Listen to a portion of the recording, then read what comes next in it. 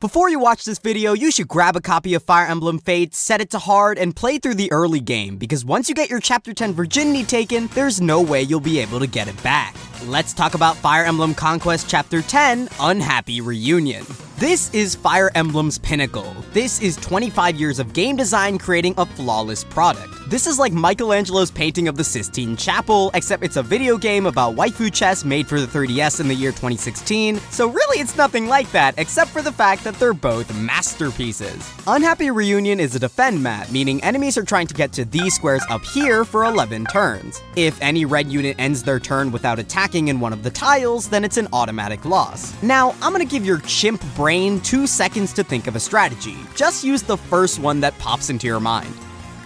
Let me guess, you want to huddle all of your units around the defense point and wall off every choke point with your tanks. I don't blame you for thinking that. The masculine urge to turtle in every map makes sense. It's the safest way to approach each challenge, baiting enemies in one by one. In addition, with permadeath, this strategy is further encouraged. It's hard to kill your best unit if they have an entire army to support them. Unfortunately, turtling is really boring. Because it's the safest way to play the game, you end up with high turn counts, low stakes decision making, and ultimately an unfun map. A good Fire Emblem level will break that natural risk aversion and force faster, more dangerous plays. Chapter 10 makes playing defensively a really bad idea in 3 different ways. 1. Villages. There are 4 villages scattered throughout the map, 2 up by your starting point and 2 out by the enemies. They all contain items, including a Master Seal, 10,000 gold, the powerful Dual Club, and the defense-raising Draco Shield. While all these things would be great no matter what stage of the game you're in, they hold special importance being obtained so early. Keep in mind this is basically Chapter 4, as the first 6 are a prologue before you enter into Conquest proper. If you want a good start to your playthrough, you're gonna have to grab all of them, and that means taking the initiative.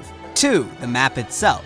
If you've noticed, the map is essentially broken up into 3 different parts, the left with the breakable wall, the middle with the open choke point, and the right by the ballista. If you attempt to block every choke point, you'll find yourself running out of units. I played Conquest on hard, and the enemies in this level are terrifying. Most of your units aren't gonna live more than 1 hit, the only exceptions being Effie the Armor Knight and Dragonstone Corrin. That's just not enough defensive power to stave off the hordes of enemies coming your way. It's much better to try and stop them before they even get close. 3. System mechanics. Fates as a whole has a bunch of mechanics that make the game a lot more offensively focused. Weapons don't break, certain skills only proc on offense, but most importantly, it changed the way pair-up works. Pair-up was introduced in Awakening, where it was completely fucking busted. Paired-up units in that game had a percentage chance to have their partner do a full damage attack, or completely negate damage, or just do both in the same turn. Not only did this make player units completely unkillable damage nukes, but it also introduced a level of uncertainty to strategies. Dual strikes and guards were completely random, but they were literal game changers, so if you got them or not completely changed the flow of battle. Most enemies couldn't use this technique as well, heavily skewing things in the player's favor. To balance this for Fates, they split pair up into offensive and defensive stances. Dual strikes always occur when units are standing adjacent, doing half the damage of the supporting unit's regular attack. Dual guards look like Awakening pair-up, with you being able to combine units, giving the lead stat boost based on the class of the support. When together, a guard gauge appears, which increases by 2 every attack given and received. At 10 little shield icon things, the next attack taken will be negated. So, that was a lot of explanation. How does this make the map more aggressive? Well, enemies abuse this system to rain down damage. Unpaired ones will purposely set up dual strikes to weaken your units. In previous titles, you could block a choke and take attacks from one enemy at a time, but here practically every enemy receives a 1.5 times damage boost from their significant other, and that stacks up over time. Of course, being in guard stance blocks all dual strikes, but at that point you've probably let a Pegasus into your green zone. The only option is removing as many damage sources as possible before they can stack. Okay, you get it. This map is more aggressive than a pit bull in a nursery. Time to actually start the action with turn 1. The biggest item of concern is in the middle, with 3 fighters in range and another group of enemies coming in hot from the west. Dudes on the left are trying to break down the wall as well, so better send some units there. The Master Seal village is right next to you. Elise can go pick that up. Nils can use the middle ballista for some chip, and one of your mages can do the same with the Flame Orb. Already on the first turn, you've made 10 different decisions and your army is spread thin. Hopefully you made the right choices for turn 2.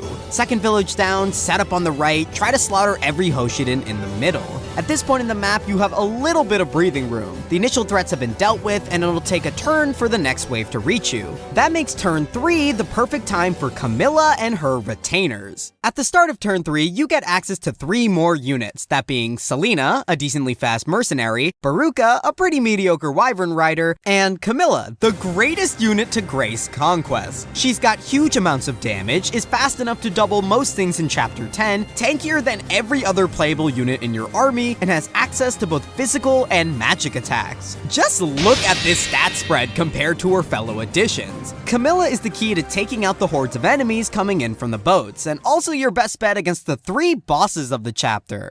Just like Camilla showed up with hers, the boss of this level, Takumi, has 2 retainers, Hinata and Oboro. Both act as special enemies with extra skills and stats. They don't move for now, but they will in a few turns. Oboro is the more dangerous of the 2, having the skills Seal Attack and Seal Defense. That means every time a unit engages in combat with her, they lose 6 strength and defense. With those heavy debuffs, even Camilla can get taken down by her Axe Fighter posse. However, seals only activate after combat, meaning if you take Oboro down with your strike, she doesn't have a chance to use them. Hinata works on the same principle. He's got Darting and Armored Blow, raising his defense by 10 and his speed by 5 when he initiates combat. So naturally, if you go to him, he doesn't get any benefits. Once again, Unhappy Reunion is telling you to push outward. The best defense is a highly aggressive offense. Also on turn 3, a few Pegasus Knights spawn, which have interesting AI. They will completely ignore your army and gun straight for the instant loss zone. Most of the time they aren't really a threat, but it's a decent reminder that the objective is to defend.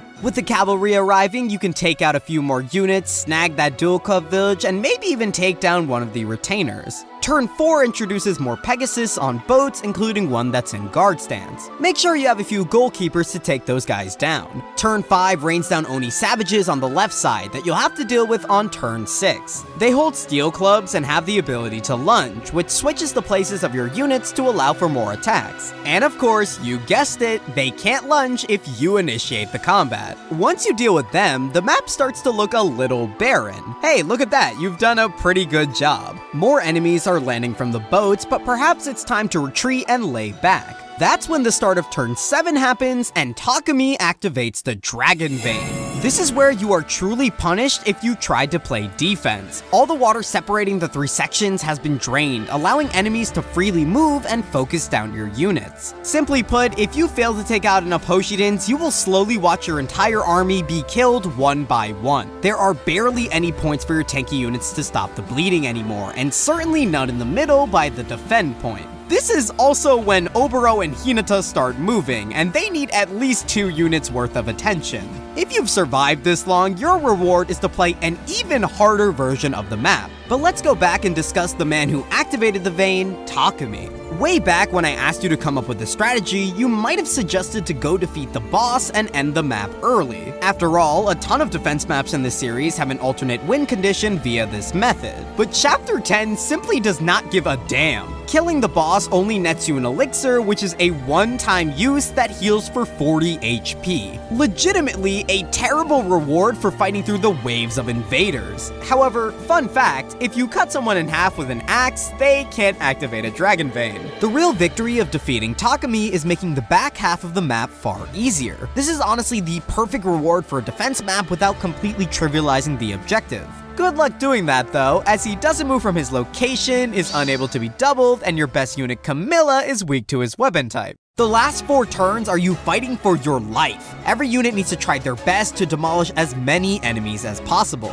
You'll have Felicia weakening things with her knives, Nils manning the ballista, Silas using shelter to wrap up squishy units, Arthur being the worst guy ever, Camilla murdering everything in her path, Azura singing for her, and Corrin one-shotting people as a dragon. It's a beautiful symphony of decision-making, every play having ripples of consequences. You will hold your breath on 90% hits and pray for 30% misses. Some people consider this the hardest chapter in the game, which no, Chapter 23 says hi, but Unhappy Reunion is definitely up there. You'll reset when Odin misses, or because you accidentally move someone too many spaces to the right, but when I finally saw the victory screen after hours of struggling, there was only one thought in my mind. I can do better. See, on my winning attempt, I let Baruka die and missed 2 villages. I thought I'd be okay with it. I cleared one of the hardest maps in the game, it's whatever. But there's something so hypnotizing about Chapter 10. Maybe it's the fact that at maximum it's 11 turns, so one attempt only lasts half an hour. Or maybe it's the fact that it's so perfectly designed, always having a goal to be pushing towards. Whatever the case is, I started planning for that run back, and the quest to do it right was absolute magic. At first, your plans are tame. Hey, I can raise my stats by 2 with a tonic to secure a kill with Corrin. Oh, the mess hall is open, let me cook a meal to help out. Next, it gets a little deeper. You can heartseal Mozu into an archer and give her a forged bronze bow to have her one-shot Pegasus Knights. Or perhaps you captured Haitaka, the boss from last chapter, and can use them here. And then you start getting the crazy thoughts. Camilla has enough speed to double Obero, but the steal axe she starts with lowers her effective speed by 3. What if I bought an iron axe for her, traded it, and have her one-round Obero on the turn she flies in? Ultimately, this is the key to Chapter 10, and why it stands above every other map in the series. Sure, there are maps where offense is heavily promoted, and ones that encourage high amounts of decision-making, but this might be the only one where your options are so perfectly open, yet limited. Too often in the sandbox Fire Emblems, I find myself getting lost. There's a ton of classes to delve into for specific abilities, and every unit can do everything. When I'm stuck in a map, I find myself thinking I didn't set up my army properly, leading to a bit of frustration. On the other hand, if you're struggling on a map in GBA, many times you're forced to devolve into painfully slow strategies, as other than promotion, you can't get boosts of power.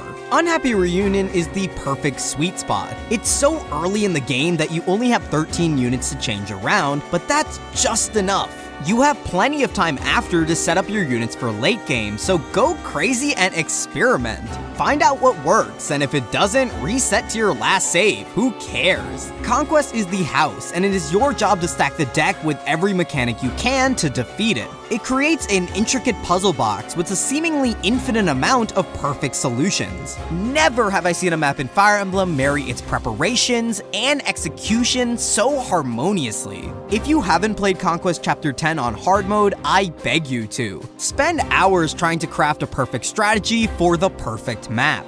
Your Elise might turn into a wyvern, your Effie might be a great knight, but one thing's for certain.